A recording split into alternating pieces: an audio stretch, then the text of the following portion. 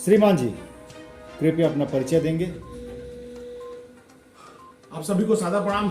जय बजरंगबली, जय श्री राम, जय जोहार, जय छत्तीसगढ़, भारत माता की जय। मैं विकास कुमार झा, प्रदेश के कोषाध्यक्ष, भारतीय जनता युवा मोर्चा छत्तीसगढ़। विकास जी, जैसा कि आप भारतीय जनता युवा मोर्चा प्रदेश का पदाधिकारी हैं, युवा मोर्चा का नेतृत्व करते हैं, इसलिए आपसे पार्टी से जुड़े कुछ प्रश्न और प्रदेश कांग्रेस सरकार ने जिस प्रकार से कल मुख्यमंत्री भूपेश बघेल जी ने अपने 26 जनवरी के अवसर पर कुछ घोषणाएं की हैं, जिसमें उन्होंने विधानसभा चुनाव 2018 के घोषणा पत्र में उन्होंने कहा था कि 10 लाख बेरोजगार युवाओं को सामुदायिक विकास और समाज सेवी गतिविधियों में भाग लेने पर न्यूनतम प्रतिमाह 2,500 रुपये देने की घोषणा की थी। और उन्होंने इस वर्ष नया जो वित्तीय वर्ष आने वाला है उसमें उन्होंने कहा कि वो इसे लागू करेंगे।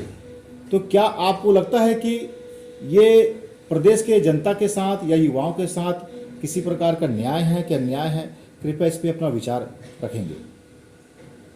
बहुत बहुत धन्यवाद आपका जो आपने सवाल किया युवाओं से संबंधित। जिस प्रकार भूपेश बघेल ने कल 26 जनवरी गणतंत्र दिवस के उपलक्ष्य में 2500 रुपये बेरोजगारी भत्ता इस वित्तीय वर्ष में देने की घोषणा की है, मैं पूछना चाहता हूं कि आज चुनाव से 6 से 8 महीना पहले बेरोजगारों के 2500 रुपये बेरोजगारी भत्ता देने का उनको याद आया। सन 2018 विधानसभा चुनाव से पहले उनके घोषणा पत्र में 2500 रुपये बेरोजगारी भत्ता देने की बात कही गई। क्या उन्हें चुनाव जीतने के बाद 2500 रुपये बेरोजगारी भत्ता युवाओं को दिया? जब भी कभी भी आप लोग के माध्यम से भी उनसे सवाल किया जाता था कि 2500 रुपये बेरोजगारी भत्ता क्यों युवाओं को नहीं दिया, तो मैं उनसे पूछना चाहता हूं, बोलना चाहता हूं, बताना चाहता हूं, उनको याद दिलाना चाहता हूं कि 2500 रुपये के हिसाब से एक युवा का प्रति माह उनका वादा किया गया था। आज 4 साल में लगभग 1,20,000 रुपये प्रति युवा उनके ऊपर कर्ज चढ़ गया है, जो 1,20,000 है। तो मैं पहले उनको बोलना चाहता हूं कि अगर इस प्रकार का वादा पुनः कर रहे हैं तो जो पुराना 1,20,000 है वो प्रति युवा उनके द्वारा देना चाहिए। उसके बाद आने वाले वित्तीय वर्ष में प्रति माह 2500 रुपये उनके द्वारा देना चाहिए। तो मेरी बात है युवाओं की तरफ से, मैं बोलना चाहता हूं कि 2500 रुपये आपने जो वादा किया है वो आप पहले इस वित्तीय वर्ष में आने से पहले उनको 1,20,000 रुपये दें, उसके बाद 2500 रुपये जो है उनके खाता में आप डालें। और भी प्रश्न है, जैसे कि कांग्रेस ने प्रत्येक ग्रामीण भूमिहीन 5 सदस्य परिवार को घर एवं बाड़ी भूमि देने की बात एवं शहरी क्षेत्र में आवासहीन परिवारों को 2 कमरों का मकान प्रदान करने की बात कही थी। क्या आपको लगता है कि कांग्रेस इस वादा को पूरा कर पाई है? और जिस प्रकार से भूपेश बघेल जी इस 26 जनवरी को अपना चुनावी वर्ष में वो ऐसा दिखाना चाह रहे हैं कि जनता के बीच में उनकी काफ़ी चिंता करते हैं, तो आप लगता है कि कांग्रेस इस वादा को पूरा कर पाई है? देखिए, मुझसे बेहतर तो आप लोग जानते हैं, आज उनकी जो भी घोषणा है केवल एक पेपर में है, होर्डिंग्स में है, और गांव-गांव में केवल होर्डिंग्स भर लगे हैं। रही बात आवास की, तो मैं आप लोग को बताना चाहता हूं कि मोर आवास मोर अधिकार एक ऐसी योजना प्रधानमंत्री श्री नरेंद्र मोदी जी के द्वारा चलाया गया, जो देश के प्रत्येक ऐसे घर में उन लाभार्थियों को लाभ मिला है जो इसकी कल्पना भी नहीं कर सकते थे। आज देश के हर प्रदेश में यह योजना चल रही थी, लेकिन छत्तीसगढ़ में भूपेश बघेल मुख्यमंत्री छत्तीसगढ़ के द्वारा जो ये योजना था वो लाभ हमारे छत्तीसगढ़ के वासियों को नहीं मिल पाया।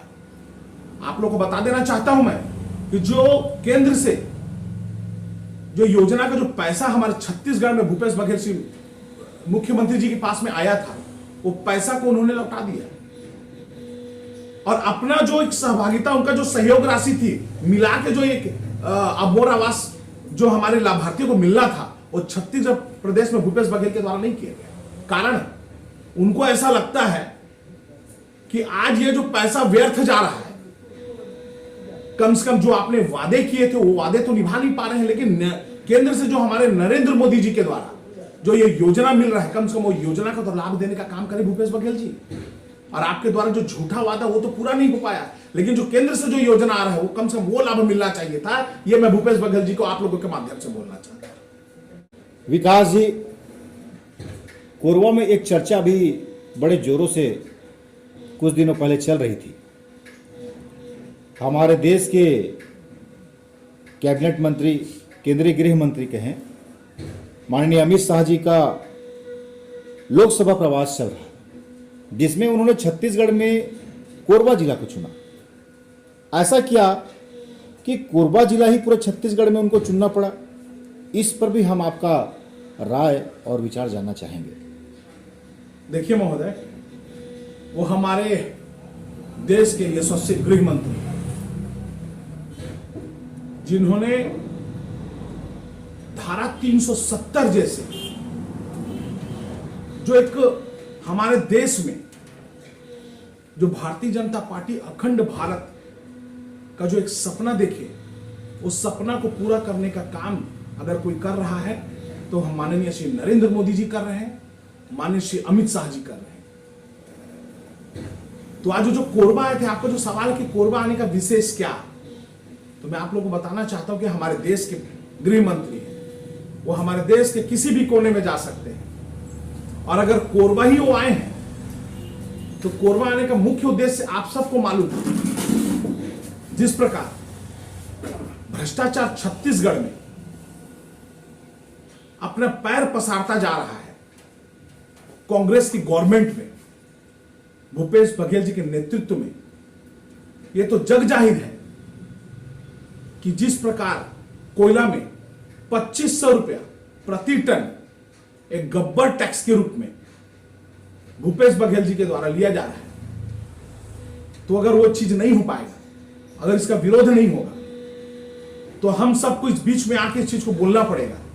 अगर ध्यान आकर्षित अगर हमारे श्री गृह मंत्री जी का अगर कोरबा आने का है, केवल इसलिए कि भ्रष्टाचार चरम पर है, चाहे वो डीएमएफ का मामला हो, चाहे कोल का मामला हो, चाहे अन्य किसी भी चीज का मामला हो।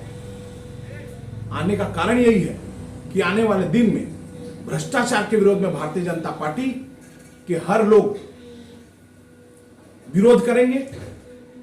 उसी को देखते हुए हमारे गृह मंत्री श्री अमित शाह जी का आगमन कोरबा में हुआ था। एक बात और सुनने में आ रहा है कि छत्तीसगढ़ भारतीय जनता पार्टी विधानसभा चुनाव 2023 में काफी बदलाव करने नेताओं ने भी गंगा जल को हाथ में लेकर के पूर्ण शराबबंदी का वादा किया था, परंतु आज क्षेत्र में दिखता नहीं। हम जानना चाहेंगे, क्या कांग्रेस सरकार पूर्ण शराबबंदी के पक्ष में नहीं है क्या? इसमें आपका क्या विचार है? देखिए, जब 2018 में घोषणा पत्र में ये बहुत अहम वादा था उनका, गंगा जल लेकर उन्होंने वादा किया था कि पूर्ण शराबबंदी करेंगे। आज 4 साल सुपर हो गया है। कोरोना काल जैसे विकट परिस्थिति में भी इन्होंने घर पहुंच सेवा का काम अगर कुछ किया है तो केवल शराब पहुंचाने का काम किया है। मैं अपने भारतीय जनता पार्टी युवा मोर्चा की तरफ से सवाल करना चाहता हूं भूपेश बघेल जी से, कांग्रेस पार्टी की सरकार से, कि जिन्होंने शराबबंदी के लिए जो एक कसम खाया था, क्या वो अपने कसम को भूल गए, या कसम का उनके लिए कोई मायने नहीं है? और जो पवित्र गंगा, मां गंगा की कसम हम खाते हैं, क्या आपके नजर में मां गंगा का भी कोई अस्तित्व नहीं है? शराबबंदी का वादा आपने किया था जो आपके द्वारा नहीं हुआ। मैं आपको बोलना चाहता हूं, बताना चाहता हूं कि जो कांग्रेस की सरकार अपना आय का स्रोत शराब बिक्री के माध्यम से बनाना चाहती है, क्या वो छत्तीसगढ़ के विकास में योगदान कर पाएगा? मैं आप लोगों को बता देना चाहता हूं कि आने वाले कुछ महीनों में भारतीय जनता पार्टी युवा मोर्चा के द्वारा छत्तीसगढ़ प्रदेश कांग्रेस की सरकार, भूपेश बघेल की सरकार के विरोध में एक चरणबद्ध आंदोलन होगा कि भूपेश बघेल जी,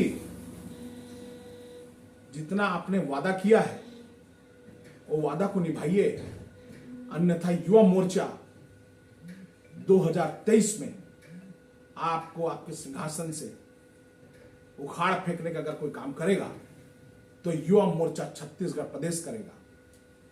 मैं अपने प्रदेश अध्यक्ष श्री रवि भगत जी के